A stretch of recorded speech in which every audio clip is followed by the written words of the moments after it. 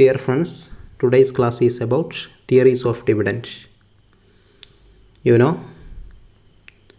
there are relevant and irrelevant theories. First of all, we will check Walter model.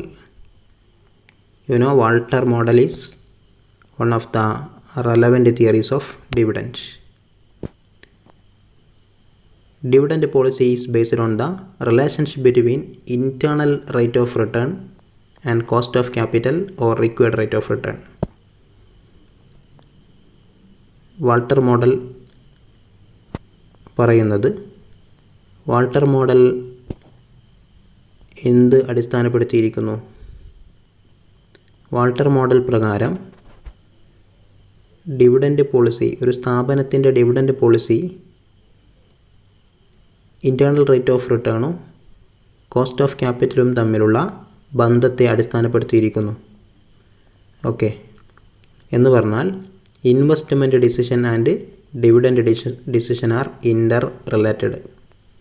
Dividend ഡിസിഷനും investment ഡിസിഷനും പരസ്പരം connected ആണ് എന്നാണ് Walter model പ്രകാരം പറയപ്പെടുന്നത്.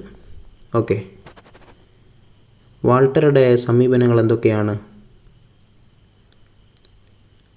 If the rate of return is greater than cost of capital or required rate of return, internal rate of return required rate of returnnേക്കാൾ കൂടുതലാണെങ്കിൽ അവിടെ എന്ത് ചെയ്യണം?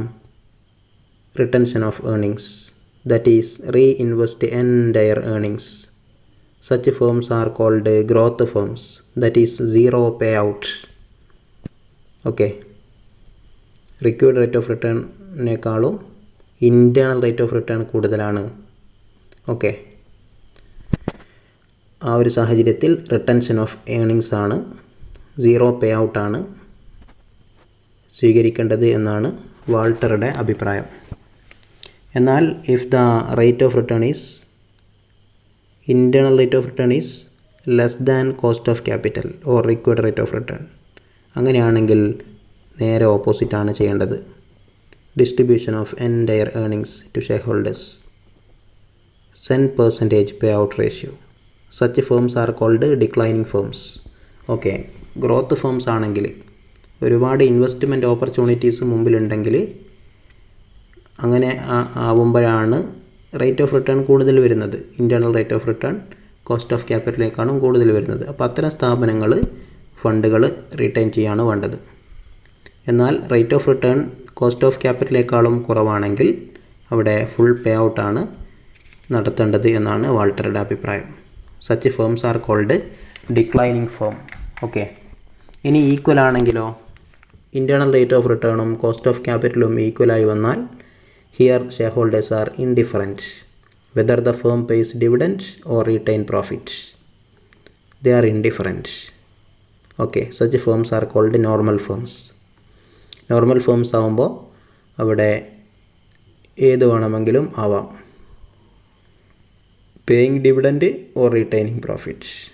Share holders are indifferent whether the firm pays dividend or retain profit. Okay, that is the Walter model.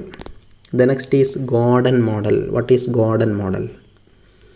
The model values a company stock using an assumption of constant growth in dividend. വളരെ വിമർശിക്കപ്പെട്ട ഒരു അസംഷനാണ് constant growth in dividend. Gordon growth model, അതിൻ്റെ ഒരു പ്രധാന അസംഷനാണ് constant growth in dividend. Okay, the model discounts the dividend per share using required rate of return.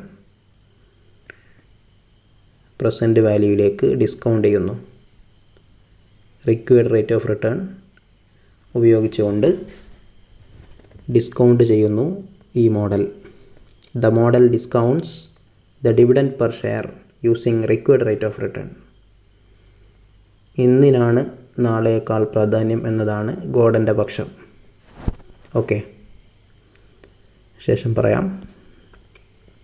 The theory also assumes that the firm is an equity firm, no debt and all investments are financed through retained earnings. ഗോർഡൻ്റെ പലതരത്തിലുള്ള സങ്കല്പങ്ങളാണ്. Firm equity ഫേമാണ്. Firm is an equity firm. No debt and all investments are financed through retained earnings. Debt fund capital സ്ട്രക്ചറിൽ ഇല്ല എന്നതാണ് ഗോർഡൻ്റെ model.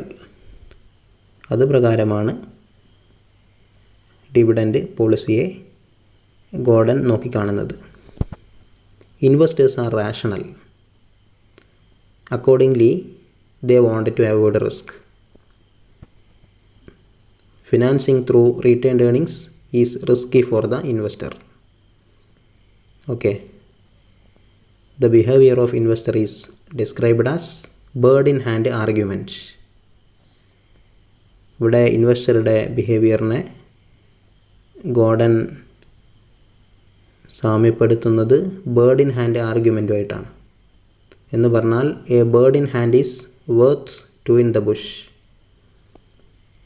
കണ്ടോ, Gordon dividend per ഷെയറിനെ ഡിസ്കൗണ്ട് ചെയ്യുന്നു എന്ന് നമ്മൾ നേരത്തെ പറഞ്ഞു.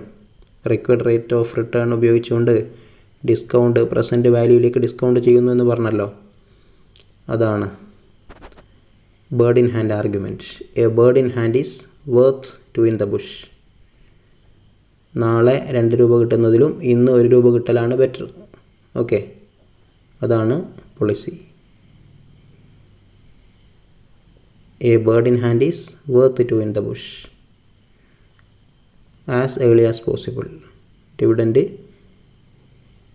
വാങ്ങിക്കുക എന്നതാണ് ഗോർഡൻ്റെ പക്ഷം. ഓക്കെ,